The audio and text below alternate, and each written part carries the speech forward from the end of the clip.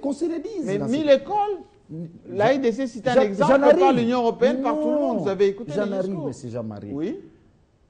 Batois là, faites la com à sa place. Batois là, c'est. Non, j'essaie de donner les éléments. Batois là, c'est un des ouvrages que nous avons tous aimés, écrit par René Maran.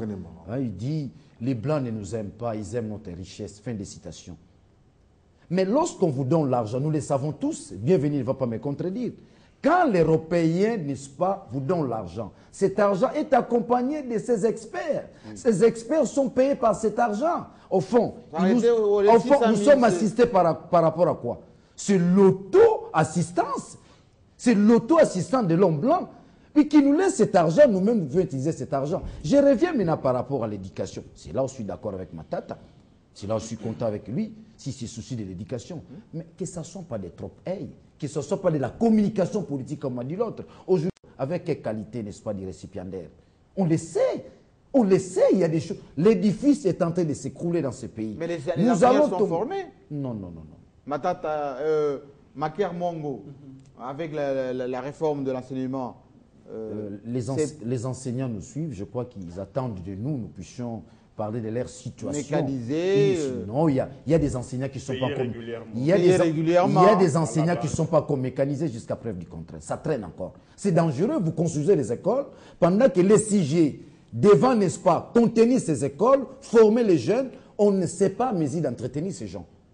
L'enseignant congolais représente quoi? Documentez-vous alors. Non, ne vous en faites pas. On va attendre la prochaine émission. Quand bien même il est payé avec quel salaire? Un salaire modique. Et quand même il est payé avec cette histoire de la bancarisation où vous devez rester. Vous prenez par exemple, allez en Boujima et vous êtes là. Vous avez un Boujima et vous avez deux banques. Les gens font toute la journée pour attendre leur argent, soi-disant la bancarisation. Ça veut dire quoi? Ils sont pas obligés. Si on veut construire, mais c'est Jean-Marie, je crois que là où nous attendons Matata au tournant, qui nous construisent les enseignants. Par la formation. Ils nous construisent les enseignants. Nous n'avons plus d'enseignants dans ces pays. Quand bien nous avons les enseignants, ils n'ont plus ni la capacité, ni la volonté de transmettre la connaissance qu'ils ont aux générations futures. Ils n'en ont plus la capacité. Ça veut dire l'édifice est en train de s'écrouler. Nous risquerons d'avoir un pays où vous avez des grandes infrastructures, vous avez des institutions, mais les sujets malades sur le plan mental. C'est dangereux. Moi, je crois qu'on doit éviter du Trump. Hey, Matata, il est récit. L'homme blanc est teinté de la diplomatie. C'est le langage diplomatique quand on dit non, Matata travaille bien. Je l'ai démontré dans Mais Karel de Gucht pouvait aussi le faire. Et à l'époque, il a parti. Mais non, voilà. Mais c'est Jean-Marie. Oui. On dit en latin, au mores, au tempora, au mort. Donc, chaque temps a aussi ses caprices. Vous comprenez? C'est réalité. Mais c'est réalité aussi. Et les réalités de que Matata travaille bien. Donc, parlons. Non, qu'on se le dise. Il y a des choses qu'on ne sait pas dire si Matata. Qu'on se le dise, Matata fait du Trump.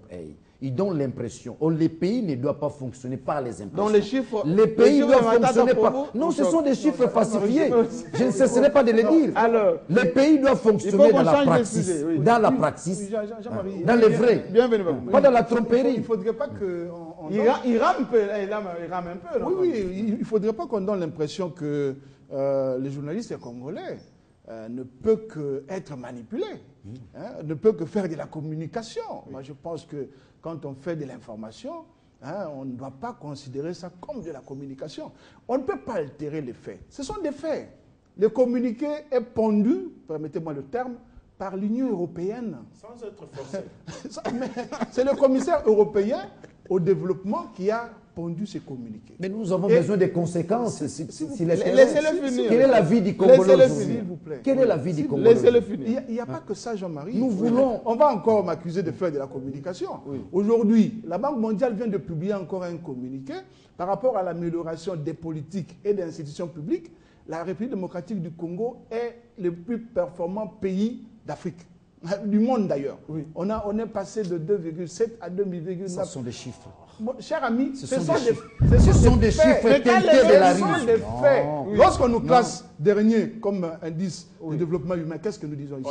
Tous nous condamnons. Pourquoi est-ce que quand on dit que cette fois-ci c'était bon, il faut le dire. Sinon on n'est pas journaliste. Mais dans les vécus quotidiens, mais c'est bienvenu, on ne les sent pas. S'il vous plaît, on devient militant à ce moment-là. On ne fait pas de la com Hein, et autour de cette table, moi je suis de ceux qui avaient dit, Mouzito a réalisé plus d'efforts que Matata, rappelez-vous. Je ne peux pas faire de la communication de Matata en disant ça. Mouzito a fait le plus gros du travail, Matata est en train de récolter aujourd'hui. C'est de même aujourd'hui, Matata, il a des 600 millions. Croyez-vous qu'il va les absorber pendant son règne? Quand Matata ne fera pas 5 ans à la primature. Il y aura des autres qui vont bénéficier les routes. Il y a des délais incompressibles. Nous attendons les gouverneurs de cohésion nationale. Il y a des délais incompressible pour construire des routes. Ça peut prendre 2 ans, 3 ans. Alors, terminons les sujets parce qu'on a un deuxième. Bienvenue. J'ai l'impression que vous ne m'avez pas excusé parce que moi, je pensais que vous avez compris ce que je disais. En fait, tout ce que... C'est plus pour les autres. Il faut que ça reste. Ce n'est pas de la com politique. Oui. Mais j'aimerais dire des choses. La première, c'est que quand vous donnez l'information que l'Union européenne va donner 600 millions de dollars aux Congolais, peut-être vous, en tant qu'expert en journalisme de l'économie, il faut démontrer à quoi cela peut servir. Est-ce que ça peut anéantir les Tchoukoudou à Goma? Ça peut enlever le Toleka à Kisangani? C'est ça un peu le vrai quotidien. Mais s'orienter vers des produits sociaux? Vous savez, il n'y a aucun pays au monde, fut-il émergent, qui était développé par l'argent de l'Union européenne ou des fonds monétaires. Ça, il faut le dire. Il ne faut pas qu'un Premier ministre va en Europe, on donne 500 000, faites quoi à ma mère au village, que voilà, c'est bon. Mais la mère est bénéficiaire toujours non, ça, des conditions indirectes. Non, Jean-Marie. Changeons de sujet, s'il vous plaît. Je vais terminer. Il a dit quelque chose très rapidement. intéressant. Oui. À propos de la commission politique. Oui. Jean-Marie, quelqu'un qui arrive Premier ministre, mais il rêve quoi? Il rêve ce qui est plus que Premier ministre. Tout le monde. Oh non. Mais là, on en a vu le cas. C'est aussi légitime. C'est aussi légitime, ça fait partie de la attendez. Et quand on cite aujourd'hui le présidentiable du côté de la majorité, on cite également Mouzito. Pourquoi pas? Alors quand Safou dit que Matata construit son image, on ne sera pas étonné qu'il soit l'un des présidentiables de la majorité. On ne serait pas étonné qu'il fonda son parti après son mandat. Voilà. On ne serait pas étonné qu'il puisse chercher à élire ses députés. Ne vous en faites pas. Il est en train d'aménager son trésor. On ne sait pas où est-ce qu'il cache ça. Il se faut généralement. Il ne faut pas être naïf. Merci bien. Alors, changeons de sujet. C'est un train de construire de la personnalité. Naïf. Vous, journalistes, on vous emballe avec Madada, alors que lui, il construit son image. Et après le Premier ministre, il sera présidentiel. On a bien compris. Mais c'est légitime, c'est un être humain, il a des ambitions aussi. Dans 30 secondes, je voudrais tout simplement dire que les projets sociaux dont nous parlons ici ont une conséquence inéluctable. Sur les mamans. C'est la casserole de la ménagère. La maman là de Kitokimo aussi, en faveur de laquelle nous parlons toujours ici, ne pourra avoir sa casserole pleine et sa gibecière pleine que si et seulement si les projets du genre agriculture et réhabilitation de routes de dessert agricoles. Il n'y aura pas de magie en dehors de ça. Heureusement, les 600 millions de dollars seront affectés à ça. Juste un petit mot à propos de l'éducation. C'est dangereux aujourd'hui. Si aujourd'hui, nous avons connu les Haïtiens dans ces pays, ils sont venus nous aider en matière éducative. Dans les années 60. Mais moi, je crois qu'il est presque temps qu'on arrive à révolutionner notre éducation.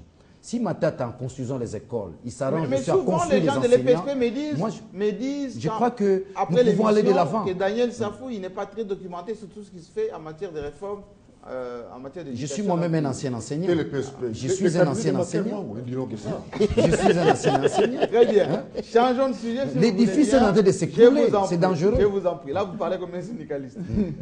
Parlons un tout petit peu de cette opposition nationale congolaise qui a porté plainte contre Malou Malou, violation des droits auprès de la Cour suprême. Et en même temps, on voit les bailleurs de fonds, on le dira encore, l'Union européenne proposer de l'argent à la CENI, la MONUSCO proposer, et les États-Unis avec les 30 millions via Kerry dernièrement. Et puis Malou Malou qui accrédite les observateurs internationaux, il y en a 50 qui ont reçu leur badge ce week-end. Quelle est la démarche finalement, Paul Diakessé, de l'opposition? Parce que quand on écoute Vital Kamerhe, Fayoulou, qui avait fait une pétition d'ailleurs, déposée à l'Assemblée nationale, il faut d'abord qu'on puisse se rencontrer, réformer la CENI. Quand on écoute l'IDPS, non, on n'est pas partie prenante, mais finalement l'IDPS est parti quand même dans la coalition à la Cour suprême, là on ne comprend plus rien. Peut-être avant de répondre à votre question, vous avez dit Malou Malou accrédite l'observateur oui, la CENI, l'institution. Oui. 50. Mais ça ne signifie pas que les choses marchent bien, parce que même en Russie ou en Tunisie, lorsque le président avait le score de 90%, toujours de ce qu'on appelle autoritaires internationaux ou étrangers. Donc l'indice là n'est pas suffisant pour dire que les choses marchent bien. Alors là, je vais un peu répondre à votre question.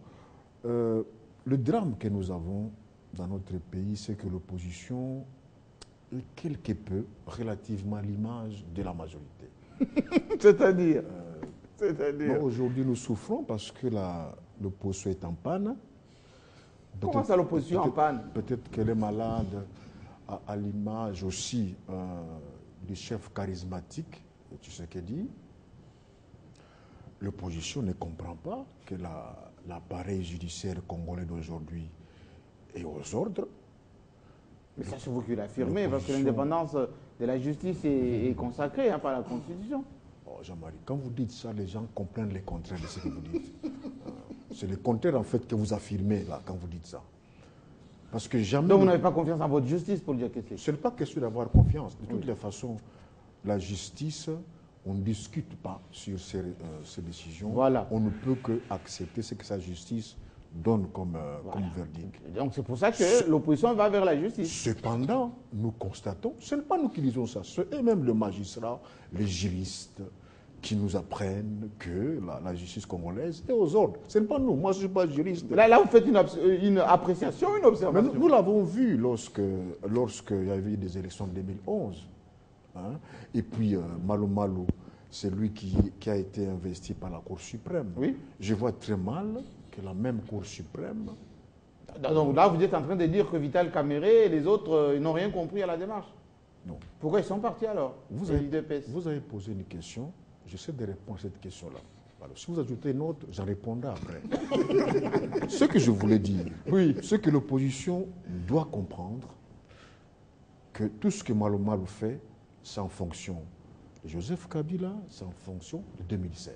Mais séparation de pouvoir. Et qu'aujourd'hui, le seul langage que Malo Malo ou ceux qui s'entourent, hein, qui trouvent leur compte sur sa démarche, c'est le rapport de force. Mais alors, est-ce que l'Union européenne qui finance, les États-Unis qui financent, tout ça en fonction les États-Unis ont dit nous allons financer à condition que... Oui, ils ont dit élections locales, provinciales, etc. Non, à condition que vous puissiez... Non, ils ont dit nous accompagnons. De toutes les façons, moi je n'ai jamais été partisan que mes élections à moi de mon pays soient financées par l'extérieur. Il ne faut pas en faire... des éloges quand les États-Unis doivent financer. Non, ce n'est pas des éloges. Ce sont les éléments à la réflexion. Quand est-ce que nous allons financer les élections en France tout ça. Bon, il faut que la parole soit... C'est une mauvaise... C'est vraiment une mauvaise information de l'histoire. Donc pour vous, la démarche des Kamerhe et des autres n'est pas idoine. Mais c'est comme ça que Malo Malo s'est têtu. Parce que moi, je me pose la question. Malo Malo, c'est... Ou alors, il est extrêmement intelligent. Voilà. Et il sait que nous allons atterrir doucement. Oui. Ce qu'il fait dans sa démarche.